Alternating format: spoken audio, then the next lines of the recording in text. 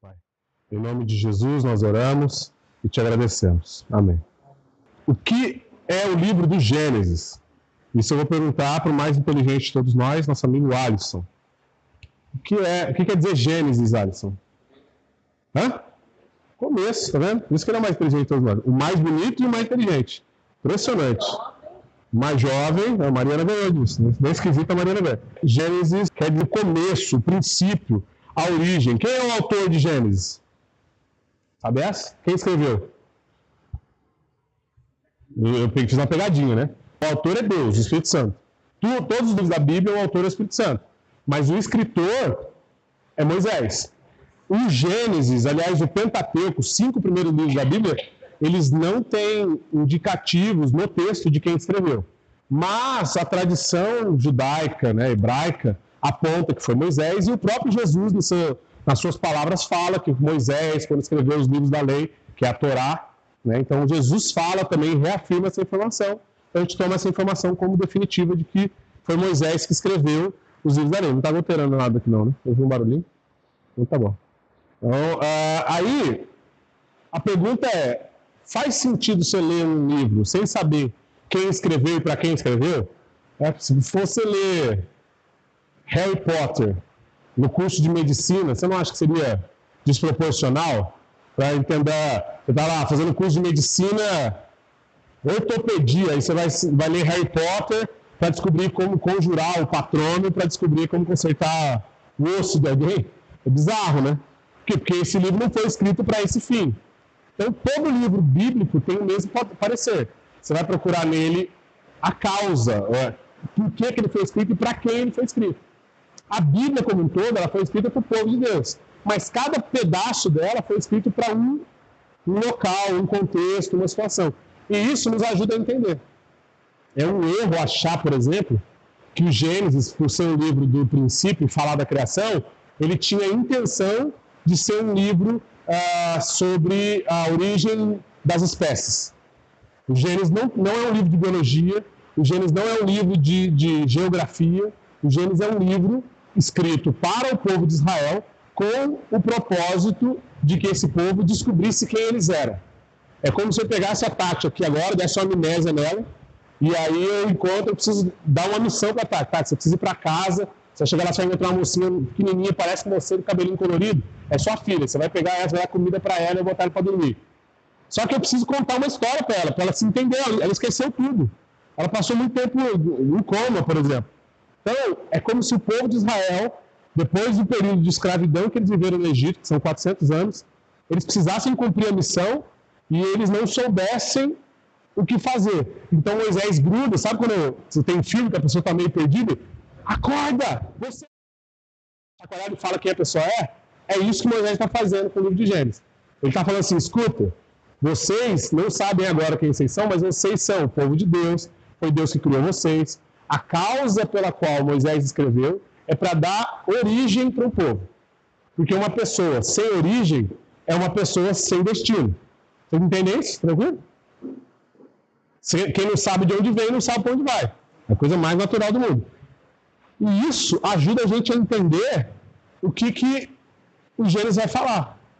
Porque aí eu não preciso esperar que esse livro seja especialista em discorrer como houveram as primeiras mitoses ou as primeiras meioses, e como que as células humanas se multiplicaram, como que o cromossomo X e o cromossomo Y se desenvolvem dentro da estrutura cromossômica do DNA, sabe? Como que é o desoxirribonucleico, só para lembrar as coisas que eu sei de biologia. Não serve para nada isso. É muito palavra que eu sei de biologia, estou aproveitando que está gravando para vocês parecer que eu sou inteligente.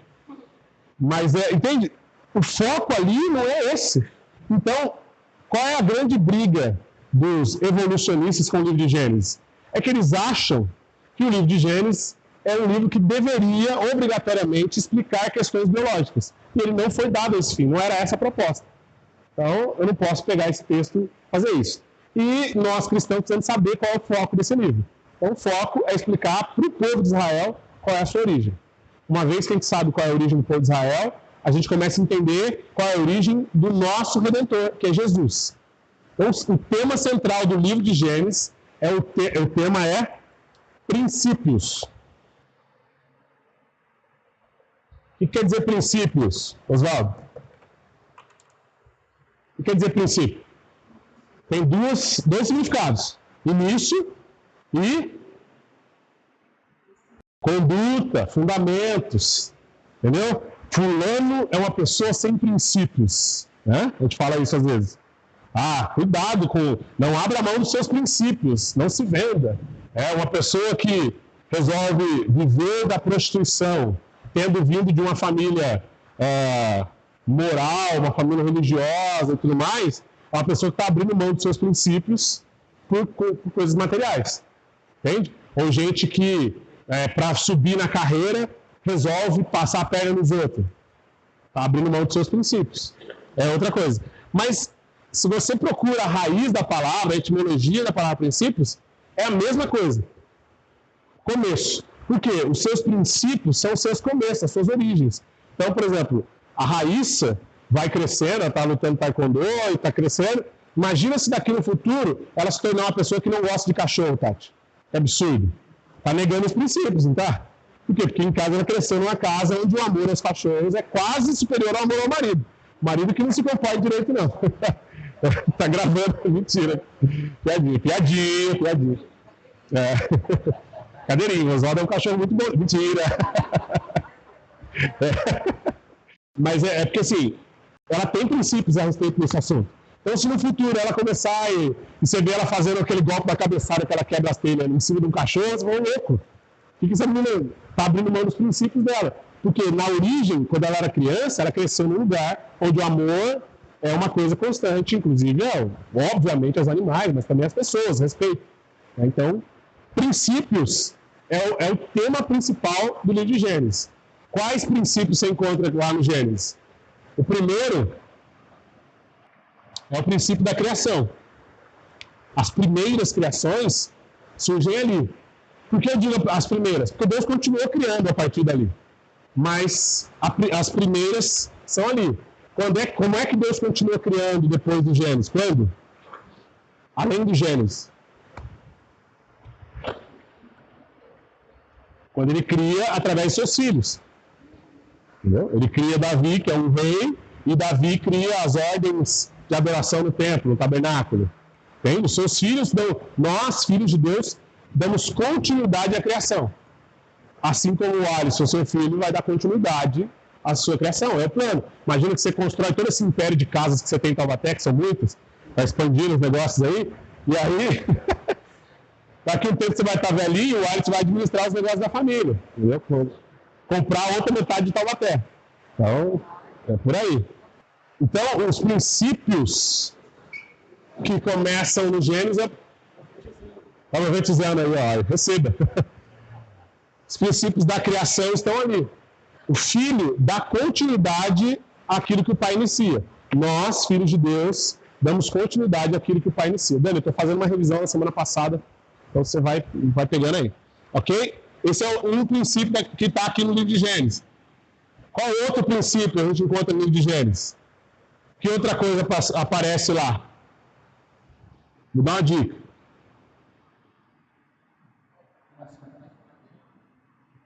Relacionamento Deus com os homens.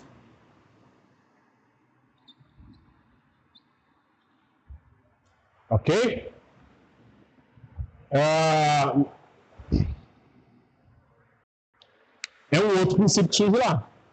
É ali que você vê pela primeira vez que Deus fala com os homens. Não tem outro relato mais antigo de Deus falando com os homens. O Gênesis é o relato bíblico mais antigo de Deus falando com a humanidade. Por quê? Porque ali também está o princípio da criação da humanidade. Certo? Então, se eu quero entender qual é o princípio fundamental da relação dos homens com Deus, eu tenho que ler Gênesis. Pergunta: como é que Deus fala comigo? Não sei. Leia Gênesis, você vai entender. Disseca o livro, você vai descobrir como é que Deus fala com os homens. Deus falou com fulano, Deus falou com Beltrano, Deus falou com isso aqui, mas Deus não fala comigo. Procura aqui, você vai encontrar como é que Deus fala com os homens. Como é que Deus falava com Adão, né? Abanando? Fácil é fácil, né? Então, Pergunta, Deus fala com os homens face a face nos dias de hoje? Sim, não, espírito... Não, face a face. Né? Fala. Porque hoje eu estou aqui falando com vocês estão aí falando comigo. Entendeu? Por quê? Porque a gente não falou aqui que a gente dá continuidade ao que ele começou? E a gente dá continuidade para dizer para esse mundo assim, Deus está aqui. Aleluia. Tão certo como o ar que eu respiro. Todo mundo quer ouvir. Então, né? É a música. A presença da igreja na Terra é Deus falando face a face com a humanidade. Entende? Nós somos a face de Deus nesse sentido. Ok? Princípio da criação, princípio do relacionamento do homem com Deus. Outra coisa que é um princípio que continua é o princípio da queda. O que é a queda? Então, a ideia de queda, ela surge no cristianismo como uma ideia de você baixou de nível. Você estava aqui, caiu, ok? Houve uma queda. E esse modelo da queda, de você estar aqui e ser rebaixado, só é percebido se você entender que a relação com Deus do que qualquer outro relacionamento. Porque enquanto você não entende que o relacionamento com Deus, face a face, é a coisa mais importante que você precisa e pode ter, você não vai entender o conceito de queda. Entende? Se eu te desse hoje, Alisson, acesso livre, total, pleno, à casa do Neymar, você ia querer ir? Jogar no videogame dele lá, dar uns rolês de Ferrari, a casa pobrezinha, que você vê de vez em quando vídeo, foto, né? Ela tem uma academia aqui no quintal, um campo de futebol ali do outro lado. Eu queria ir, não queria? Aí alguém depois falou assim, Alisson, me dá o seu passe livre para acessar a casa do Neymar e em troca eu te dou esse meu Trident que eu estava comendo e ainda tem um pouquinho de açúcar. Em troca do seu passe livre, você quer? Claro que não.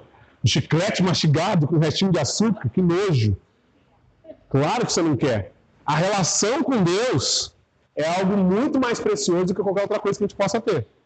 Então, se eu não percebo isso aqui, eu não entendo isso aqui. Porque no caso da minha relação com isso aqui, se ele abrisse mão do passe livre para a casa do Neymar, em troca de um chiclete mastigado, ele está tendo uma queda. Qual é a história de Adão lá no Jardim do Éden com a serpente? O que acontece, Tati? Pecado. Queda. Ele cai. Porque ele falava com Deus face a face. E agora, por causa do pecado, ele não pode mais falar com Deus face a face. Ele perdeu esse direito. Quando que isso é reconquistado? Na cruz. Tudo que Jesus conquistou na cruz é direito nosso, é nossa herança. Pegou? Jesus reconquista, aliás, conquista para nós na cruz o direito de ir ao Pai. Quando? Através dele. Ele fala, ninguém vem ao Pai senão por mim.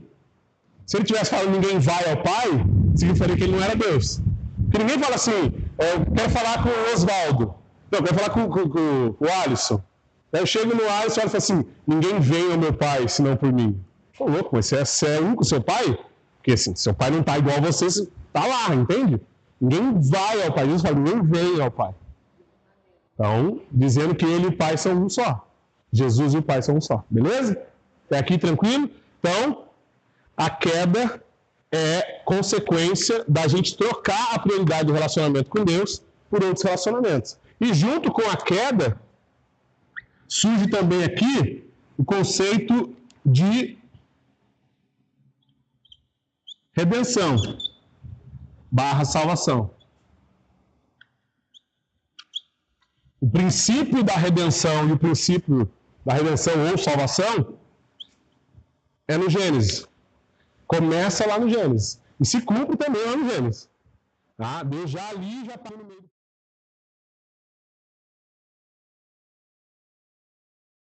Alguma dúvida até aqui? Não? Ninguém? Outras coisas que surgem ali. A história da nação de Israel. Ok? A história da nação de Israel está no Gênesis. A história do princípio da nação de Israel. E qual a importância para nós, cristãos, 2019, vivendo aqui no Ocidente, conhecer a história da nação de Israel? É porque essa é a nacionalidade do nosso Senhor.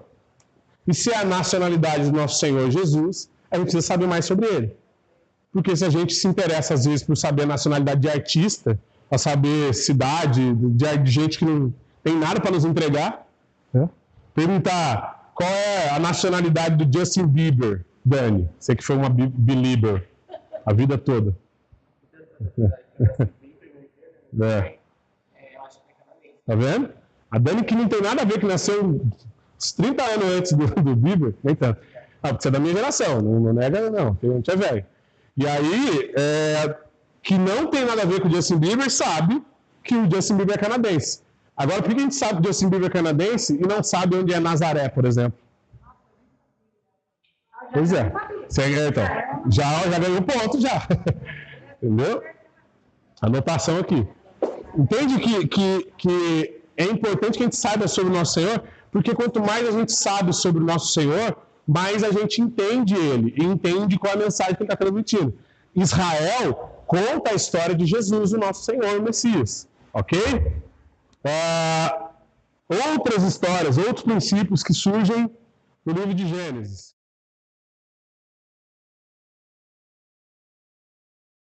Livro de Gênesis. Inícios que aparecem para a gente no livro de Gênesis. Além desses, tem mais algum? Família, excelente. Princípio da família. A primeira família surge aqui. Pegadinha. Qual é a primeira família bíblica? Hã? Pegadinha, hein? Não.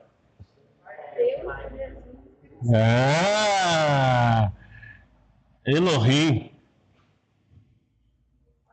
Pai, Filho e o Espírito. A gente sempre tende... Espírito, vai.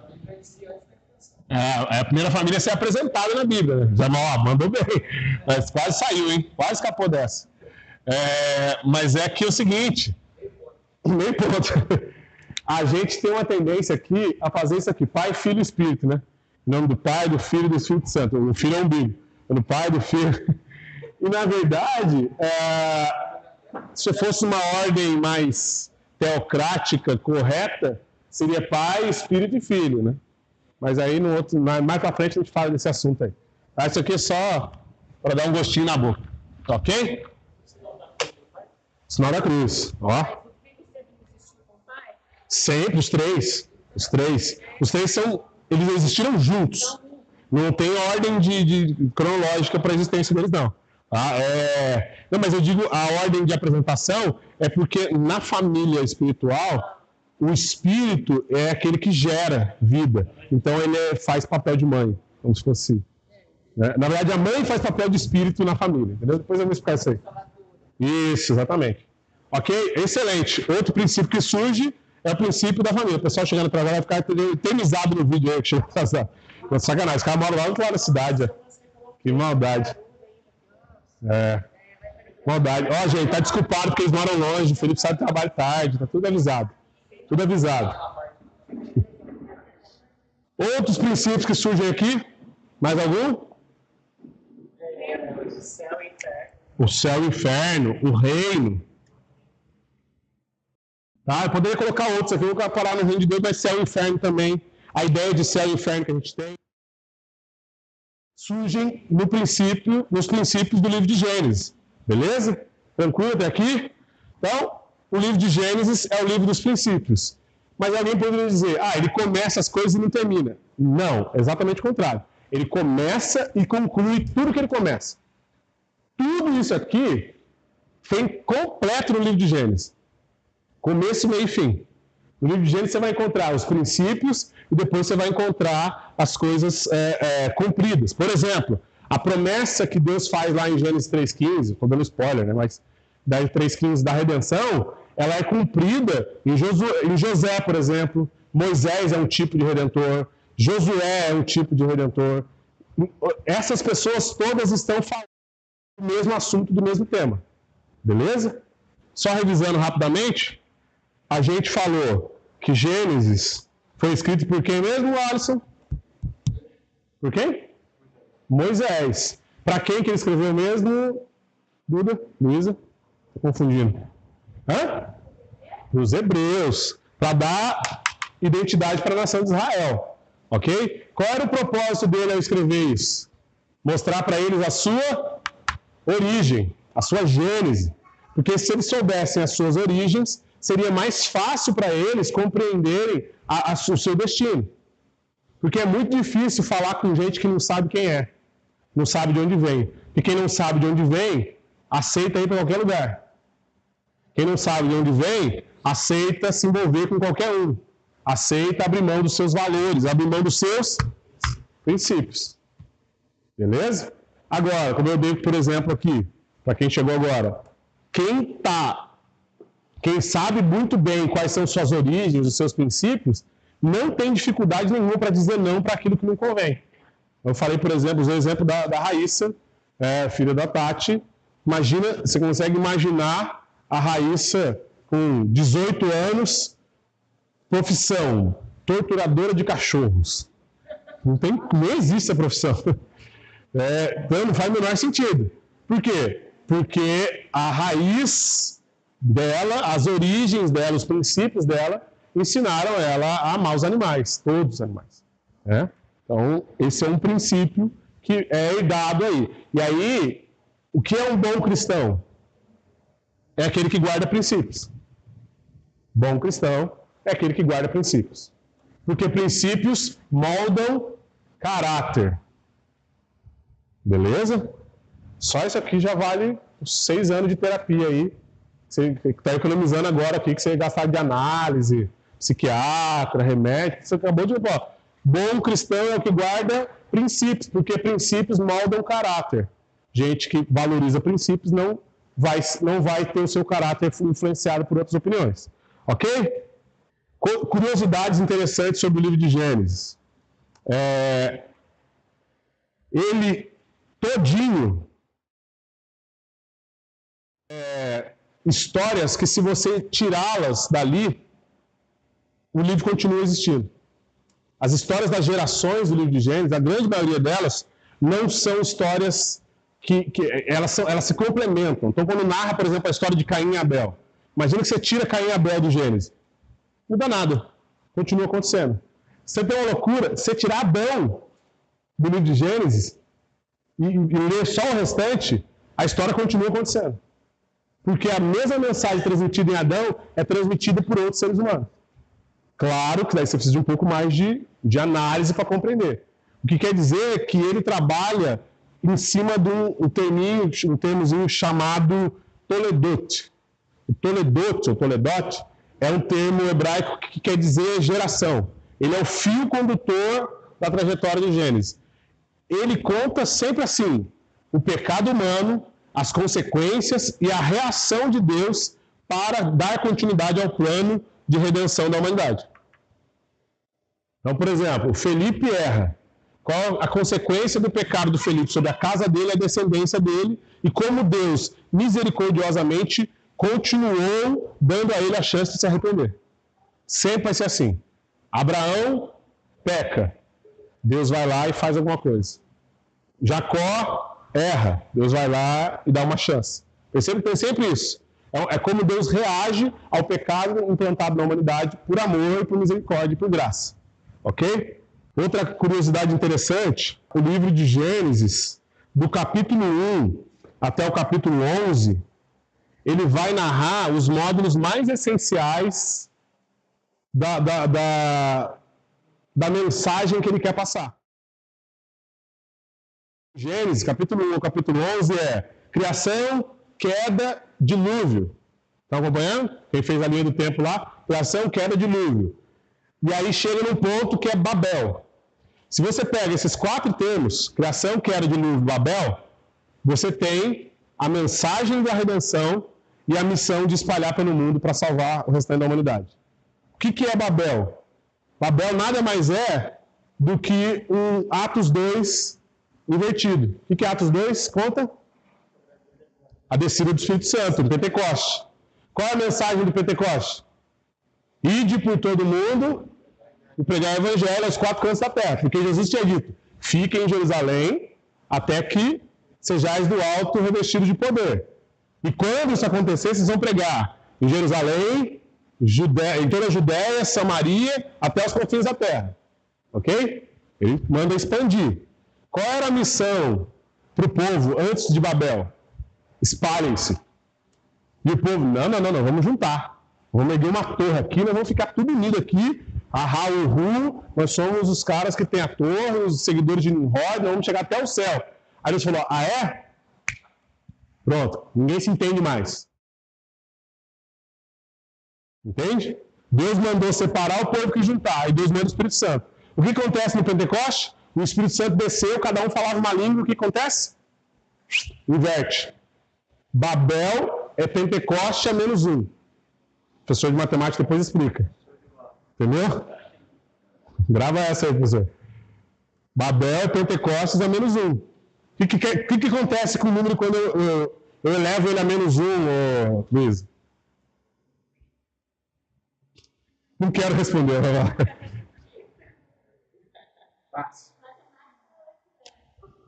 Olha lá, o professor Abinei vai ajudar. 20 elevado a menos 1 fica como? Já cortei aqui, olha, Moisés. 1 sobre 20. Ok? Babel. O que o povo está tentando fazer em Babel? Juntar.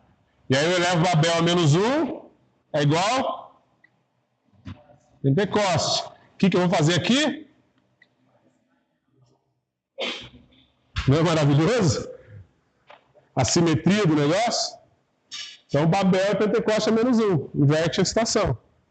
Deus fala, é para espalhar, não vai espalhar não? Então peraí. Confunde as línguas, surgem todas as línguas. Lá, em Pentecoste, o povo está falando, cada um só a língua e não entende o que está sendo dito. De repente, o povo começa a falar um idioma só e fala assim, ué, o cara está falando português, eu estou entendendo inglês. O cara está falando alemão, eu estou entendendo português. Que negócio é esse? Pois é, o Espírito Santo fez aquilo que era para ter sido feito já lá no começo. Isso é a beleza do livro de Gênesis. Ele tem todos os livros da Bíblia contidos nele. Todos os demais livros da Bíblia estão contidos dentro do livro de Gênesis. Criação, que era de livro de Babel, bate em Pentecostes. Quando você chega lá de novo em Abraão, aí você vem Abraão, Isaac, Jacó e José, a mensagem está completa de novo. Abraão vai gerar muitas famílias e tudo mais.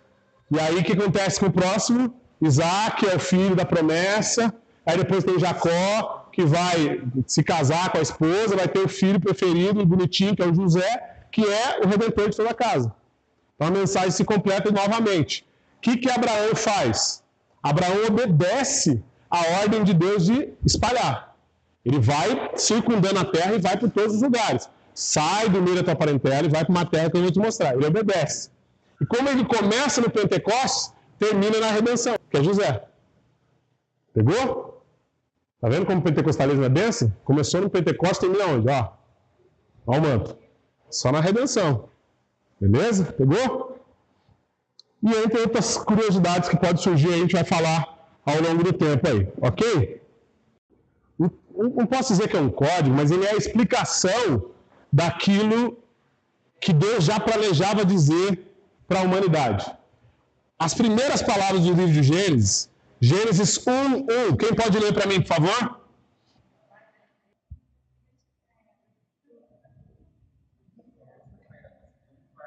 Quem vai? Vai lá. Fala aí, Fabião. Você está citando de cabeça. Não, quero ler palavra por palavra. Quem vai? No princípio criou Deus os céus e a terra. Boa. Gênesis 1:1. No princípio criou Deus os céus e a terra. A gente tem que saber que o livro de Gênesis foi escrito em hebraico. E o hebraico é um idioma que permite... o hebraico antigo, ele tem poucas palavras. Então, uma mesma palavra quer dizer muitas coisas. Então, essa frase, no princípio criou Deus, aqui está quase que literal para o nosso português, né? Princípio, Deus criou. Nada demais.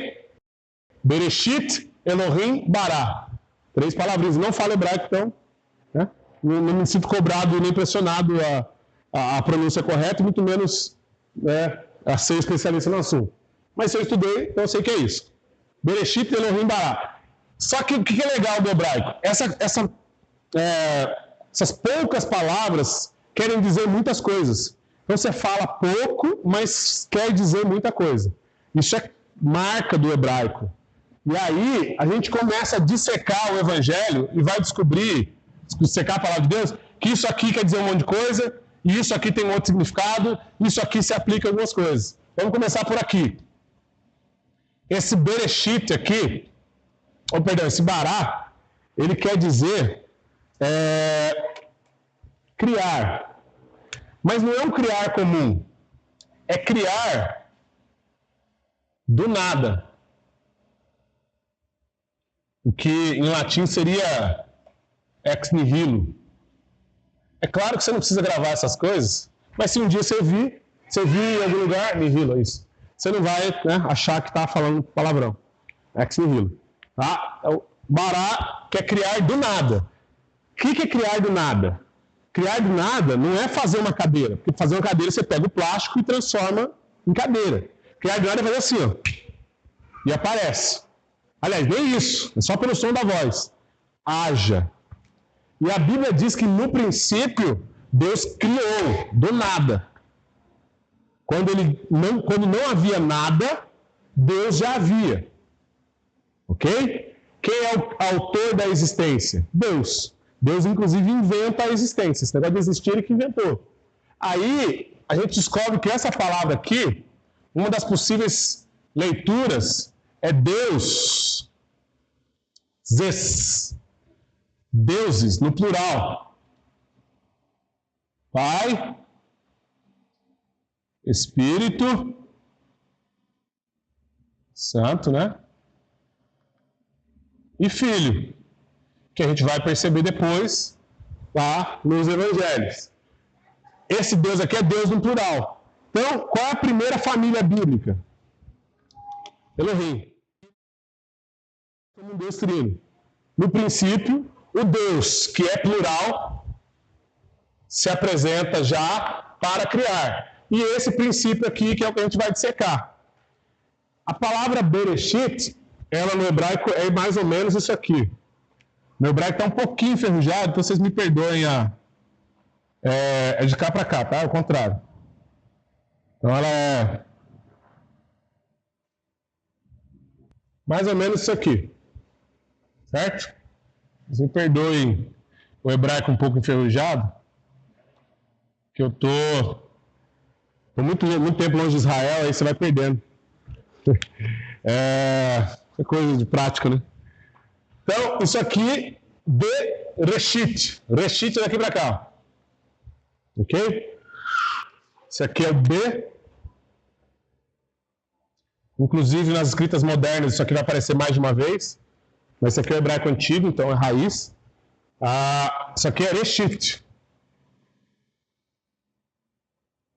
Lembrando que eu estou fazendo assim porque a escrita hebraica é da direita para a esquerda, tá? Inclusive, lê-se da direita para a esquerda. O livro você abre assim. É bizarro, eu estou lendo a Torá.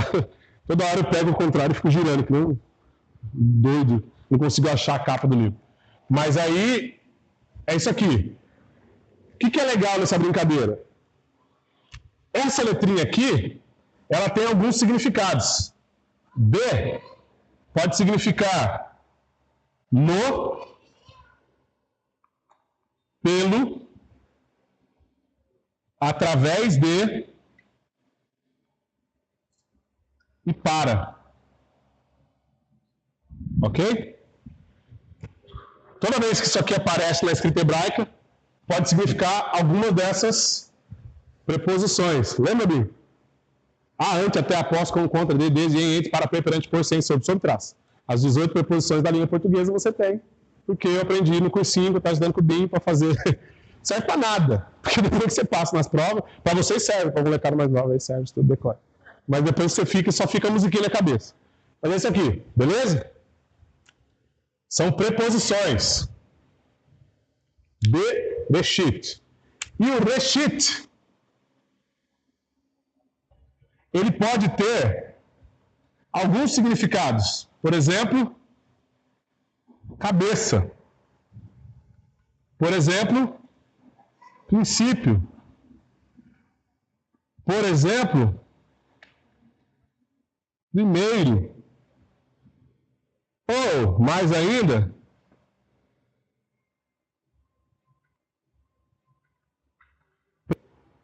então toda vez que você encontrar essa palavra escrita, você pode interpretar dessa forma, ok?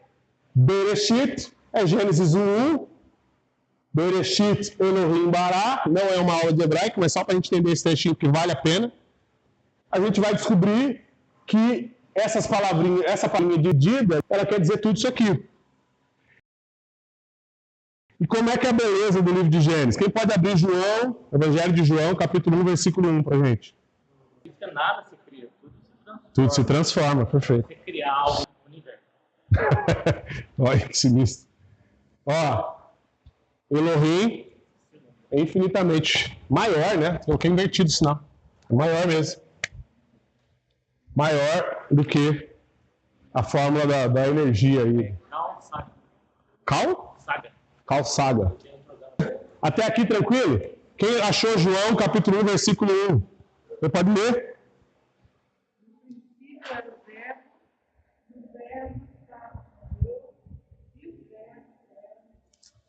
Só curiosidade, o Evangelho de João é escrito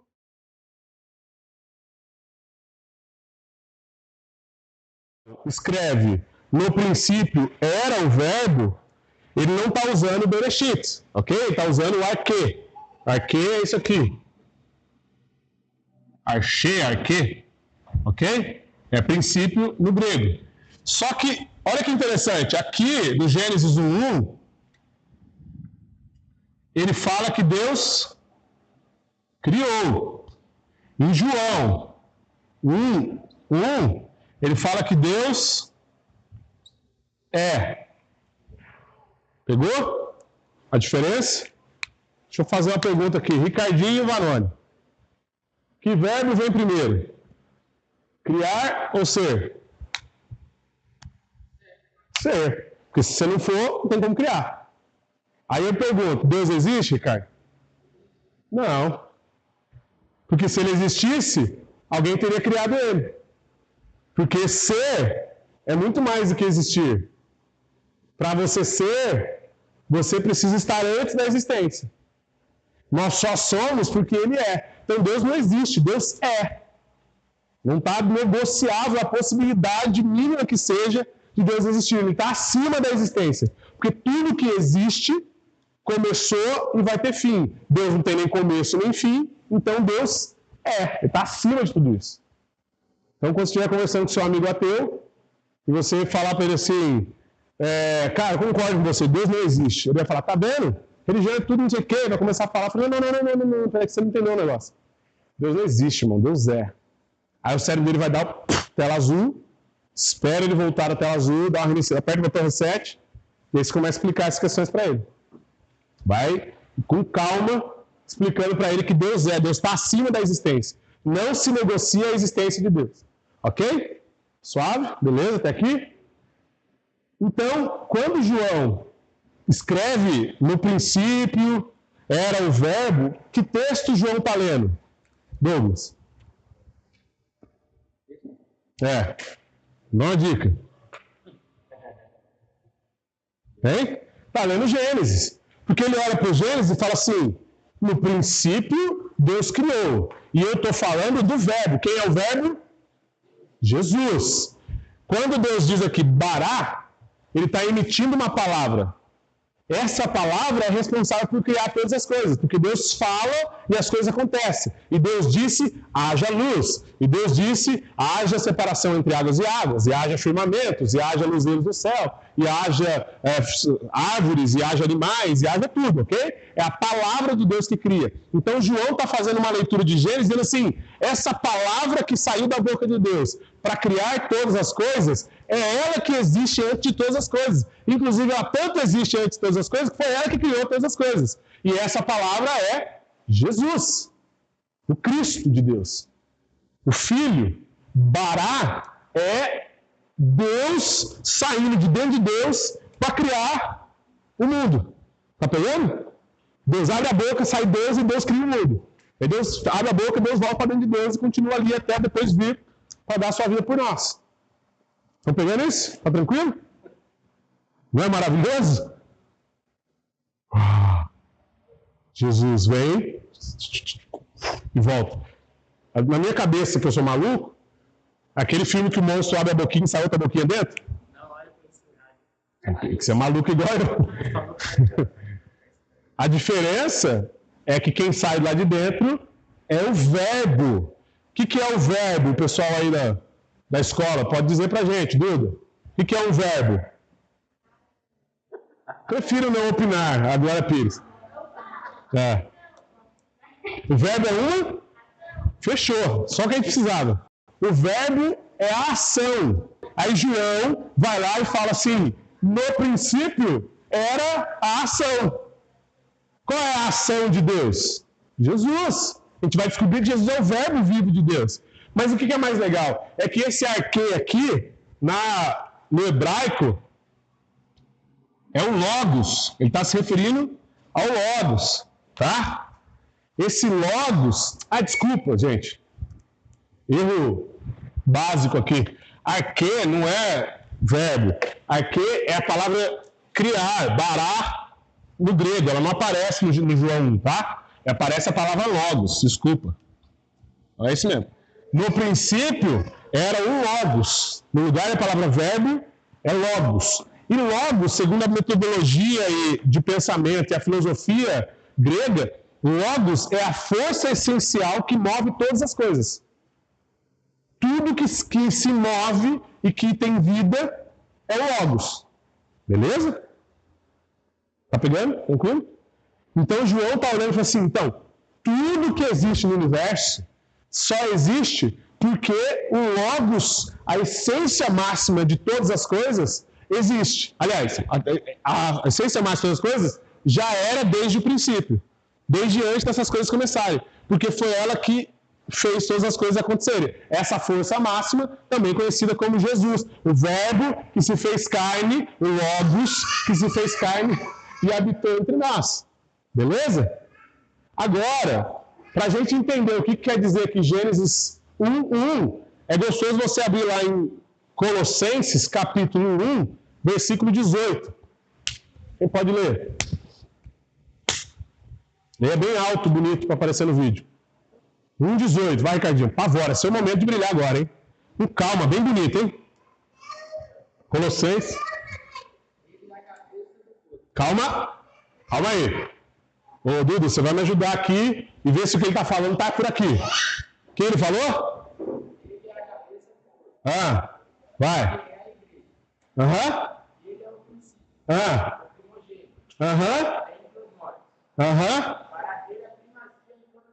Não é maravilhoso? Quem é ele? De quem que ele está falando aí, Ricardo? Quem é esse ele que ele está falando aí? Jesus, cara. O que Paulo está lendo quando Paulo está escrevendo Colossenses 1:18? Gênesis 1. Eu vou forçar mais ainda, que ele não está lendo Gênesis 1. Ele está lendo a primeira palavra. Ele abre a Bíblia e lê Bereshit e começa a chorar. E ele fala, ele é antes de todas as coisas. Ele é a cabeça, ele é o princípio, ele é o primeiro e ele é a primazia. Ele está acima de todas. Ele está só dissecando isso no grego.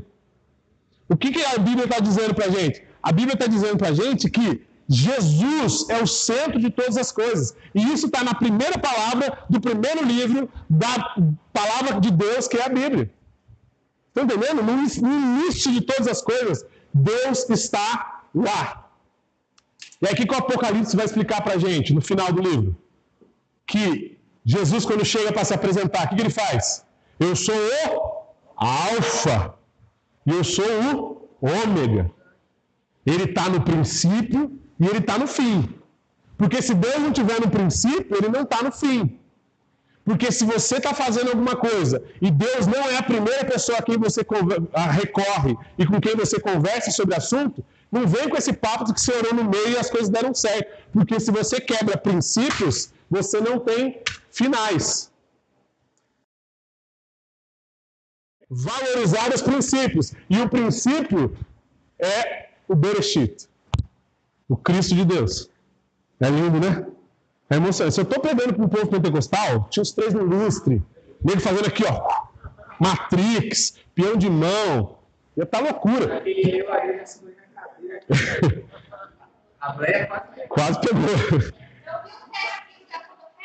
Terra! Saiu terra já, ó. Então, é louco demais como Deus, estrategicamente, já coloca no começo a mensagem, assim, olha para que eu fiz tudo isso.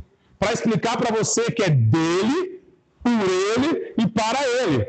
Aí quando você vai para o capítulo 4, ele fala assim, e o plano de Deus, oculto desde a criação, oculto mais ou menos, né, porque estava aqui, oculto desde a criação e revelado para os nossos tempos é o quê? É para fazer convergir em Cristo, dele, por ele e por meio dele, todas as coisas, e submeter tudo debaixo dos seus pés, que é a igreja. A igreja é o corpo do Bereshit.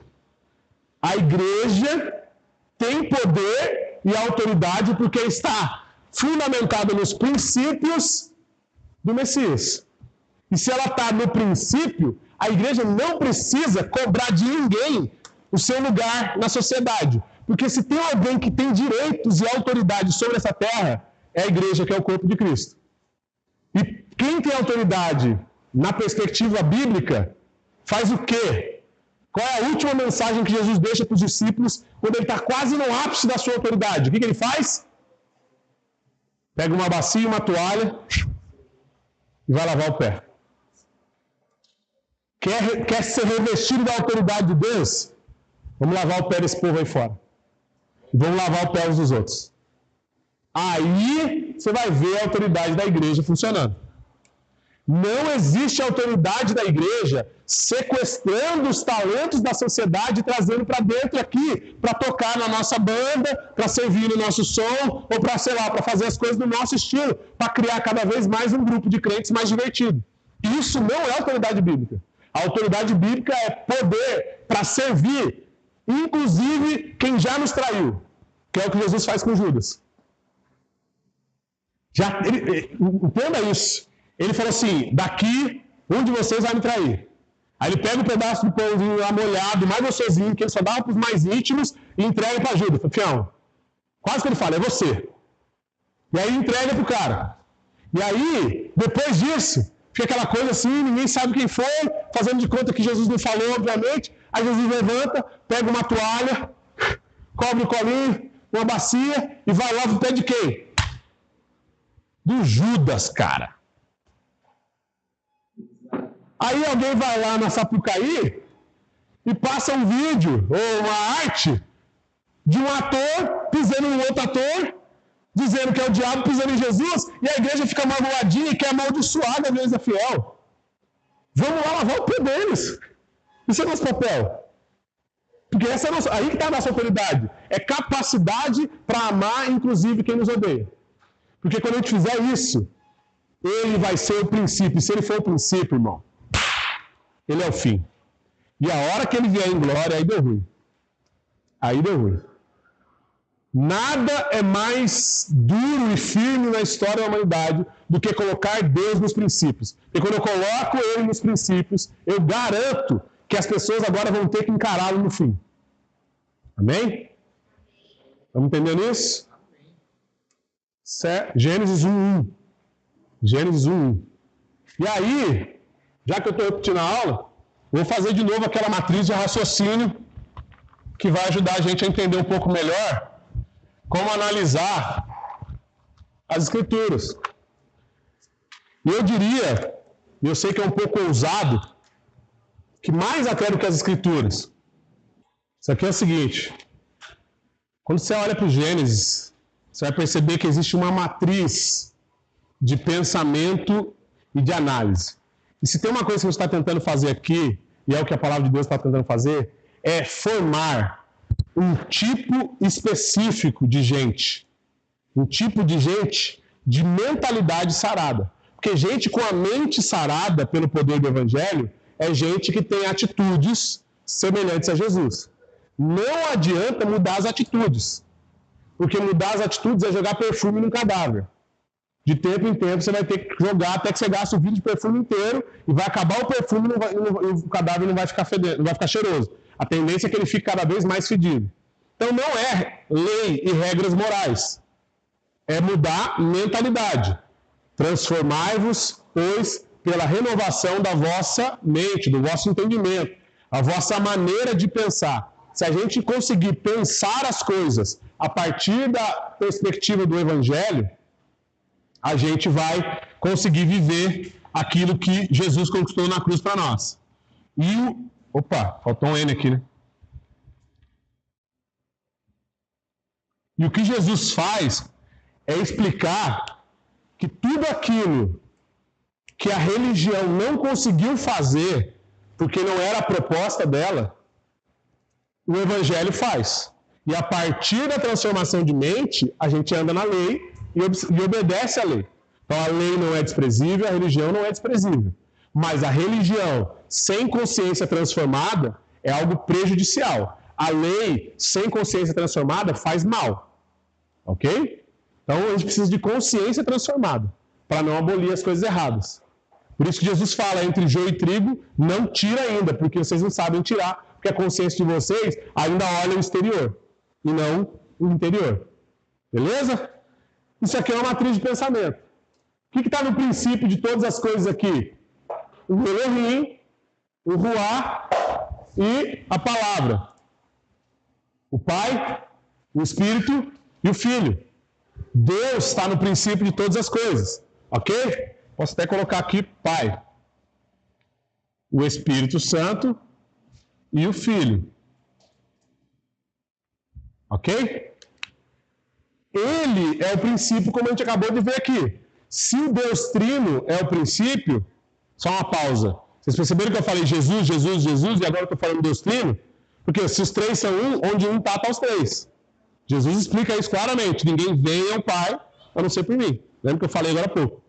Então, se ele é o princípio, essa é a forma que eu vou analisar cada coisa. Eu vou entender se aquilo que eu estou fazendo, vivendo, lendo, percebendo, transmite ou não transmite o caráter de Deus. Vai me levar a algo realmente saudável. É aqui que eu faço esse discernimento. Ok? Por exemplo, quando eu falo da causa, por quê? Por que é que tal coisa está sendo feita? Por que é que você está querendo mudar de cidade?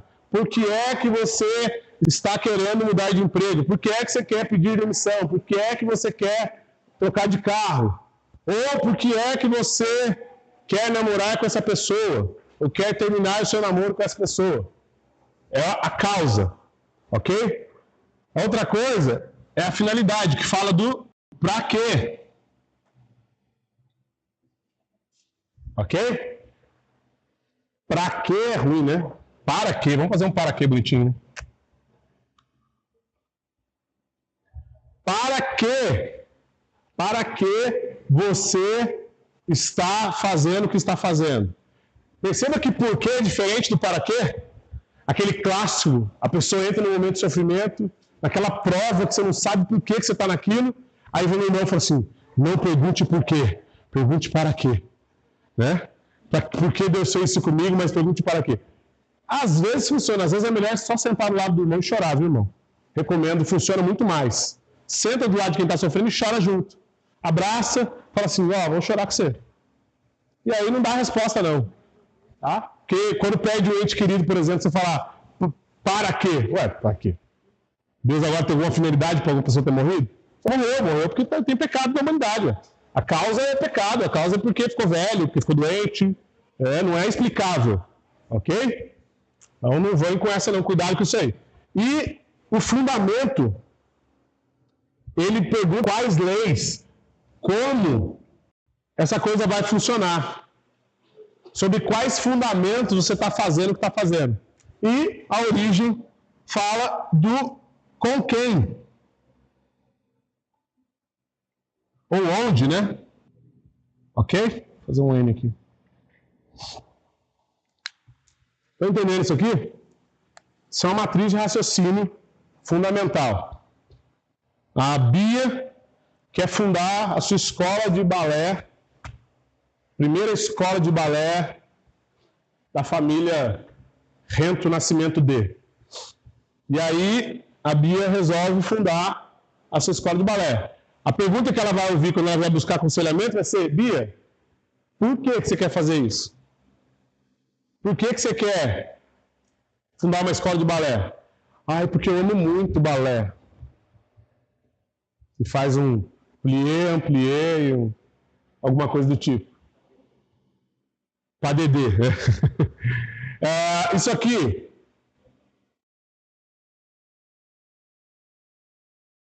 Essa é a causa? É porque você gosta? Eu gosto de bacon e não estou fundando uma fábrica de bacon. Né? Talvez não seja essa a causa. Para que você está fazendo isso? Ah, começou a ficar mais coerente. Não, eu quero formar bailarinas que vão mudar o mundo. Começou a ficar mais interessante. Não, é porque eu quero ficar rica. Só isso. Para que você quer ficar rica? Volta no para quê. Aí começa a faltar respostas, entendeu? Como? Quais princípios e leis você vai seguir para fazer isso? Ah, eu estou disposto a qualquer coisa, passar por cima dos outros, mentir, roubar, sonegar imposto. Aí, o que você está fazendo? Quebrando fundamentos, quebrando princípios. Deus não está no começo. Se Deus está no começo, você vai ter que seguir algumas leis. Quais são as leis do reino de Deus? Entre você e o seu próximo, quem vai primeiro? Eu esperava que todo mundo respondesse, sério. Ah, que justo. Que susto. Eu pensei que você está próximo. Ninguém falou. Depois Benedita. Entre você e o seu próximo, quem vai primeiro? Ah, que bonito. Uma fala crente. É bonito, outra coisa. As leis do reino de Deus, elas dizem que se alguém te roubar a capa, você vai dar o quê? A túnica. Você chega na ladrão e fala: desculpa, seu ladrão, só não quero te incomodar, não. O senhor está aí no seu trabalho aí, eu sei que hoje em dia todo mundo está ralando para conseguir o seu. Eu vi que o senhor está levando aí minha capa. Será que o senhor não está precisando de uma túnica? Entendeu? Princípio do reino de Deus. Aí alguém vai dizer: ah, mas desse jeito ninguém prospera nesse país. Porque você não é desse mundo. Porque a sua origem não é a mesma de todo mundo. É a hora que a mãe se revela aquela grande profeta. Mas você não é todo mundo. Pegou? Se você não é desse mundo, você não joga com as regras desse mundo, você joga com as regras do outro mundo. Pegou? Passando ainda no exemplo da escola de balé da Bia. Mas qual é a origem disso aí, Bia? De onde nasceu esse sonho? Ah, esse sonho nasceu porque tem uma outra menina do balé que eu não gosto dela e eu falei para ela que um dia tem uma escola melhor que a dela. Se não nasceu por causa coerente, não funciona. Vamos tentar aplicar isso por exemplos bíblicos? Quem pode dar um exemplo bíblico qualquer aí, uma história bíblica? Jonas, por exemplo. Minha filha adora Jonas. Falei da aula passada do Jonas, mas tudo bem. Jonas. Quem pode tentar aplicar aqui, Jonas? Causa, finalidade, origem e fundamento. Ou fundamento, origem, causa, finalidade. A ordem não importa, nesse caso aqui. O que acontece com o Jonas? Que parte a gente vai analisar? A gente vai analisar a desobediência ou a pregação? A pregação, que não é legal? Jonas pregando em Nínive. Vamos lá. Por que Jonas pregou? Porque ele andava com alguém que mandou que ele pregasse. Ok? Então, diga-me com quem andas, eu te direi quem tu és. Ditadinho aí que se aplica muito bem. Por que é que alguém sai da sua casa, desconsiderando nesse momento que Jonas fugiu primeiro, né? Considerando já que ele já foi pregar. Desconsiderando nesse momento. Por que é que alguém sai do seu país e vai num país procurar profetas, pregar o evangelho? Porque ele teve relacionamento com aquele que é a origem, a primazia, o cabeça e o princípio. E foi isso que Jonas fez, que o princípio fez por ele. E porque ele deu a vida dele por mim, eu dou a minha vida pelo próximo. Beleza? Então, por que ele fez? A causa é a obediência. a um relacionamento. Então já achamos a origem, já achamos a causa. Qual é a finalidade da pregação? A conversão dos ninivitas. Mas tinha uma sentença. Ok? Ou vocês se arrependem, ou cabeças vão rolar. E aí, não, a gente se arrepende aqui, está tudo arrependido aqui já. Beleza. A proposta de Deus é sempre conversão e arrependimento. Mas para que seja legítima a bênção, é necessário que haja também a consequência. Ok? Deuteronômio 28, bênção e maldição. 30, né? Bênção e maldição. Ok? Qual é o fundamento? Como é que ele chega lá pregando? Eu acho ótima a pregação de Jonas. Tudo a ver com as pregações de hoje na internet. As pregações que eu faço, super eloquente, né? Ele chega, introdução, a homilética dele é perfeita, né? 1 hora de sermão, 15 minutinhos de introdução, contextualização, ponto 1, ponto 2, ponto 3, conclusão apoteótica, chora no final e termina assim. Arrependam-se ou se convertam, porque vai ficar ruim para vocês. Vira as costas e sobe para ver o circo pegar fogo. O poder está na eloquência do pregador ou no poder da mensagem? Qual é o fundamento? Ele usou o fundamento da palavra. Ele foi levar uma mensagem de arrependimento, ele foi lá e pegou o arrependimento. Simples, claro e objetivo. Se ele tivesse quebrado os princípios e tivesse passado a mão na cabeça quando Deus mandou ele dar um cascudo, tinha dado ruim. Se ele tivesse dado um cascudo quando Deus mandou ele passar a mão na cabeça, também tinha dado ruim. Não quebrou princípios, deu certo.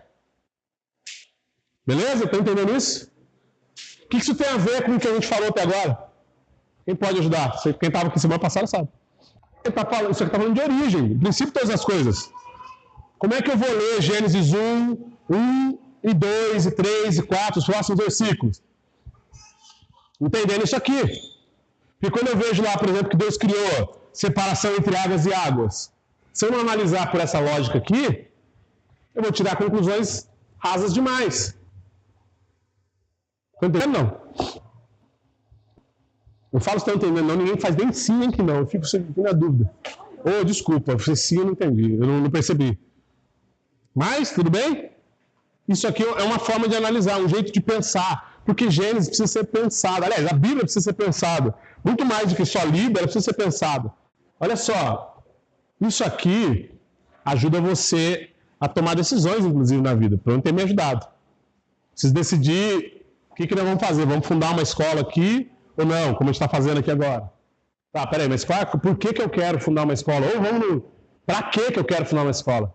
Para que as pessoas conheçam a palavra de Deus mais profundamente. Ah, legal, mas sobre qual fundamento? Eu preciso ensinar só a Bíblia, eu não posso usar nenhum outro método que não seja a Bíblia.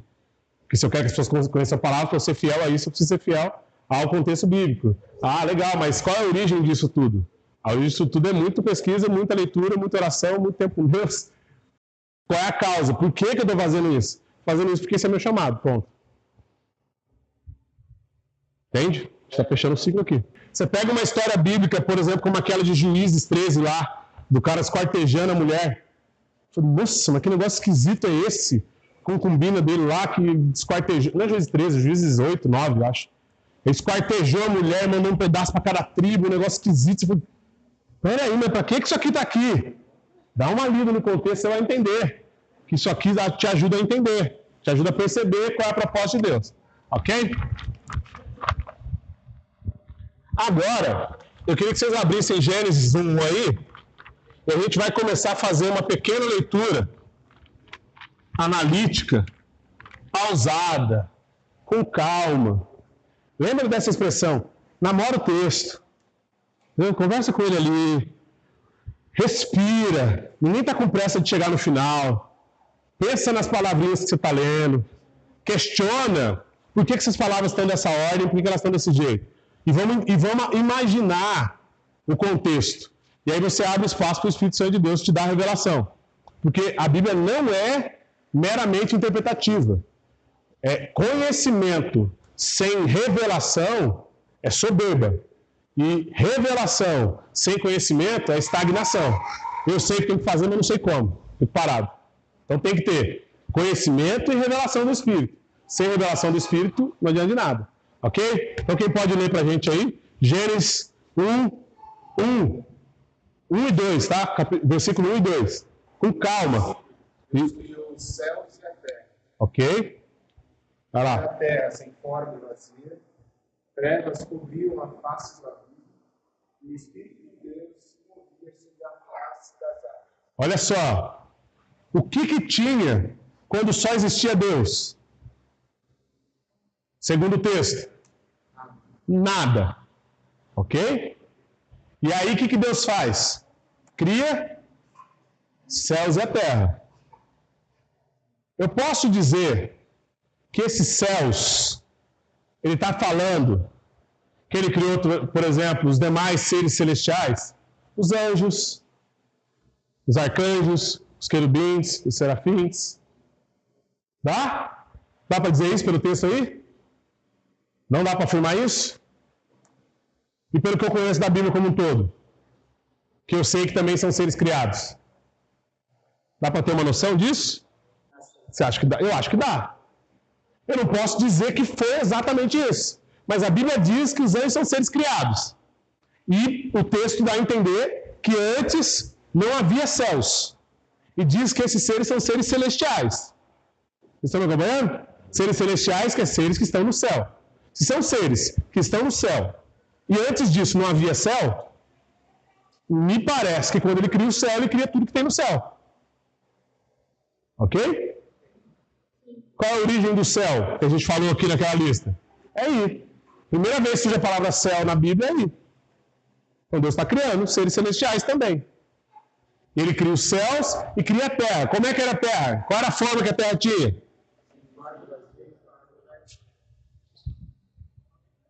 Negócio assim, ó.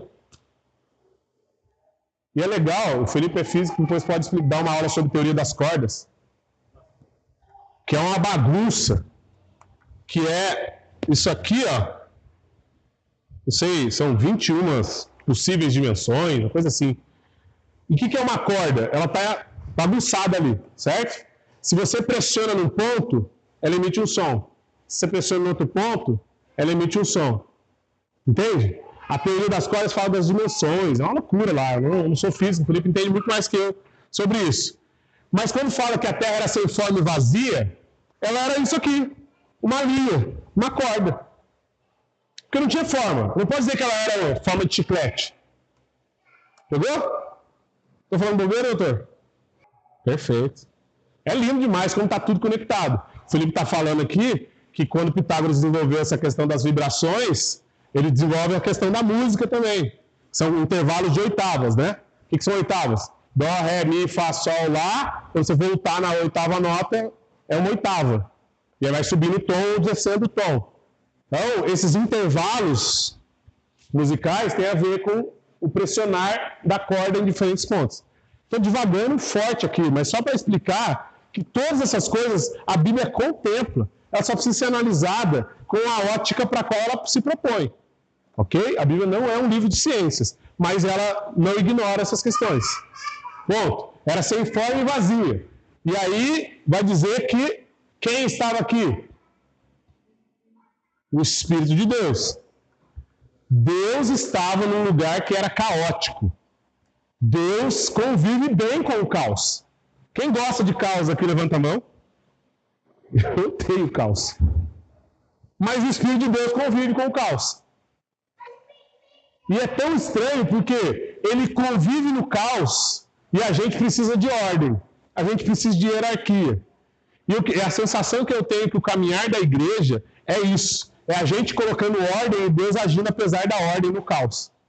Porque quando você vai para o mundo, a Bíblia diz que ele continua agindo nas pessoas, no meio do caos. E a gente precisa separar as pessoas. Esse é gente do bem, esse é gente do mal. Esse é de esquerda, esse é de direita. Esse pensa igual eu, esse é rico, esse é pobre. A gente precisa categorizar as pessoas. Mas Deus fala igualmente com todas as pessoas no meio do caos. Ok? E o Espírito de Deus habitava nesse lugar aqui, que era sem forma e vazia, mas havia uma coisa. Qual é o único elemento que havia junto com a criação? A água. Então, no meio do caos tinha água. Tudo sentadinho no lugar? Não. Espalhado. Por quê? Porque a água não tem forma. É a única coisa que é possível não ter forma. Olha quanto detalhe está aí. Vocês estão percebendo? Tem muito detalhe aí inserido nessa história. O que mais que tem depois? O Espírito de Deus pairava por sobre as águas e... Continua? E havia trevas sobre a face do abismo. Trevas cobriam a face do abismo. E continua aí. Beleza. Então, ele se movia. A Bíblia não está dizendo que a água estava sentadinha, bonitinha, mas tinha água lá. Continua, versículo 3. Disse Deus, haja luz e houve luz. Essa luz que existia aqui é a luz do sol? Não, porque ele não criou o sol ainda. Então era uma luz que não era o sol, mas que existia a partir da perspectiva de Deus. Não estava tudo plenamente iluminado. Porque ele dizia, haja luz e houve luz. Ele disse, haja só luz? Não. Haja luz e houve luz. Tanto é que depois vai dizer que ele vai perceber que a luz era boa e separa a luz das trevas. É como se tivesse uma escuridão e acendesse uma lanterna, para dar uma olhada. Entendeu? Estão pegando o que está sendo escrito aí? Continua, por favor.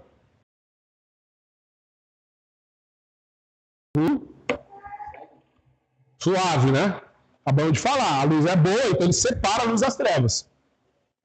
Para que a gente consiga definir. O que não pode ser definido, não pode ser entendido. Quem é na Bíblia que não pode ser definido? Deus. Ele não pode ser definido. Eu consigo definir o Dani. O Dani está ali, logo ele não é a Dani. Porque a Dani está aqui e o Dani está ali. É óbvio, simples, fácil. Se alguém falar assim, defina Deus. Não consigo. É impossível. Salomão fala que nem os céus dos céus podem conter a glória do Redentor, de Deus. Uma casa, um templo. Entende? Então, Deus está acima de todas essas coisas. Pode continuar. Deus chamou a luz do dia, e as trevas chamou de noite.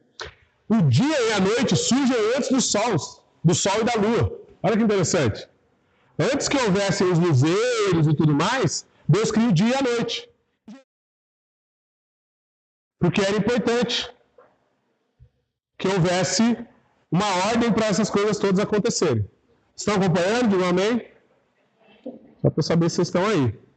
Né? O que mais? Continua. Tarde feito.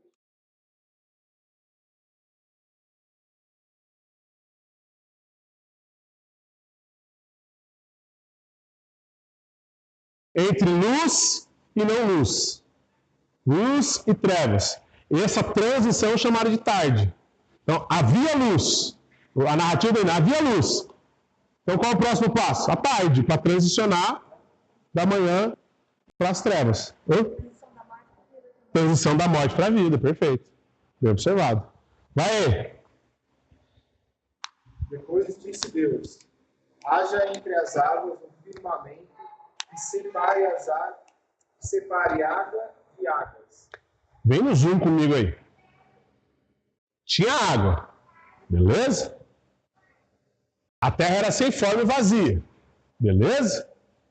E aí, ele está me dizendo que tinha água, que o Espírito parava sobre as águas, mas agora que ele está botando uma separação entre água e água. O que ele está criando aí? Hã? Terra. Os rios. Hã? A gravidade. Porque sem gravidade, o que acontece com a água? Não é da hora? Deus criando a gravidade? Tá tudo flutuando. Pensa na água vapor, velho. Aí a separação entre águas e águas. Juntou uma pocinha aqui no chão e ficou um orvalhinho aqui de boa. Só esperando para descer. E demorou um tempinho para descer, hein? Outra coisa, sem forçar a barra, tá? Eu tô esticando um pouquinho o elástico só, nem tô esticando tudo ainda. O que faz a água mudar de estado? Alisson. O que faz a água mudar de estado? De líquido para gasoso? Calor, por exemplo.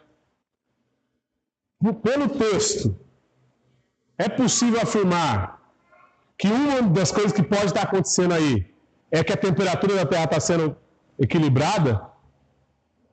Olha que da hora! O que ele vai criar? Então Deus fez o firmamento e separou as águas que ficaram abaixo do firmamento, das que ficaram por cima. E assim foi. Beleza? O que é o firmamento? Atmosfera. Certo? Criou ali firmou agora tem gravidade, segurando as coisas na Terra. Aquilo que era sem forma ganha uma forma. Porque a gravidade joga todo mundo para o centro da Terra. Não é da hora? Eu acho muito legal. Lê esse versículo aí, porque Deus criou, Deus disse haja firmamento, criando a gravidade. Aí vai lá, Isaac Newton, e um dia uma maçã cai na cabeça dele, e ele acha que inventou a lei da gravidade. Foi, irmão, você faltou ler Bíblia, é isso que faltou. Estava lá já. Eu acho muito legal isso. Vai lá, continua. Deus chamou o céu. Passaram-se a tarde e a manhã. Esse foi o segundo dia. Legal.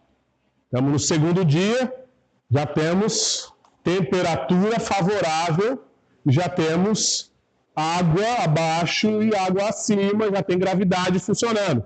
Bora lá. E disse Deus: ajuntem-se em um só lugar as águas que estão debaixo do céu. Agora ele está fazendo isso. E apareça na parte seca. E assim foi. Agora ele está empurrando a água para cá e aparecendo na parte seca. Agora está fazendo os mares, os rios e as paradas todas. Beleza? Nesse primeiro momento ele só fez a água ficar ali. Terra, planeta, água, terra. Vários louvores aqui hoje. Vai lá.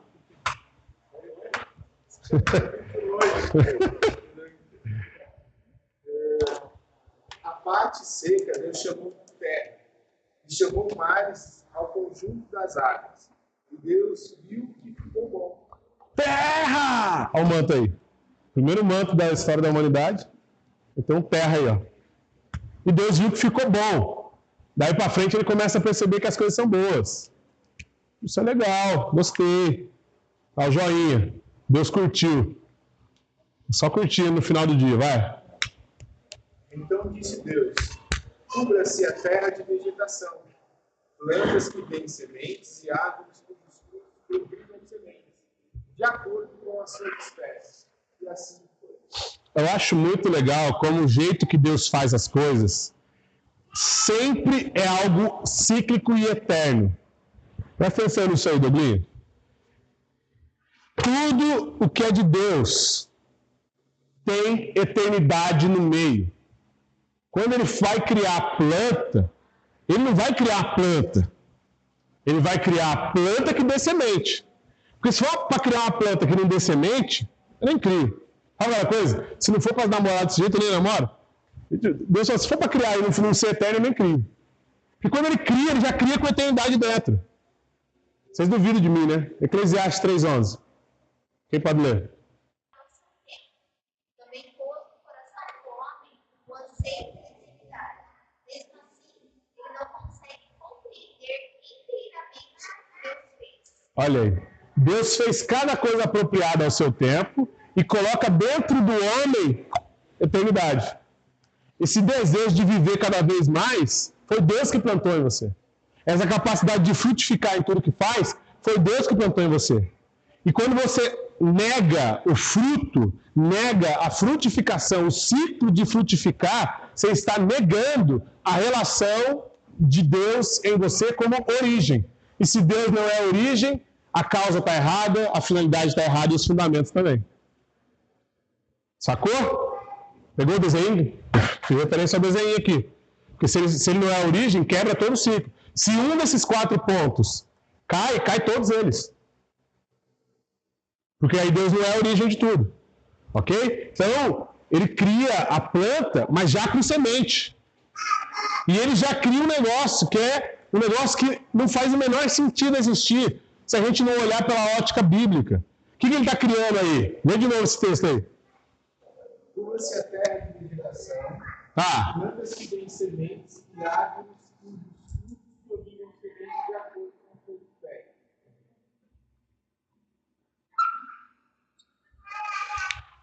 Tá. Criou planta. Beleza. Tá ornamentando. Beleza. A planta tem semente. Dá para entender. Por quê? Porque ele quer que tenha mais planta depois. Agora, por que é que ele faz isso aqui? Quem que vai comer isso aqui? Aí eu pergunto, o que Deus criou primeiro? A fome ou o fruto? Quando Deus planta no seu coração uma fome, é porque ele já criou o fruto. Né? Se ele plantou um sonho, pode procurar que o fruto está lá em algum lugar. Depois que ele vai criar o homem e vai plantar no homem uma fome, para que o homem procure o fruto. Porque se não tivesse fome, ele não procuraria o fruto. Então está sentindo uma necessidade de mais alguma coisa? Deus plantou aí e escondeu um easter egg. Tem o pessoal do jogo aí? Escondeu um easter egg em algum lugar para você encontrar. Beleza? Vai procurar. Que seu easter egg está escondido em algum lugar. Eu não sei se vocês estão entendendo. Mas, às vezes eu quase entro no momento aqui e vocês ficam assim, uma cara de mim que eu fui. Isso é maravilhoso, entender que cada causa, cada fome que existe em legítima vinda de Deus, já existe também criado por Deus uma solução, uma provisão em algum lugar.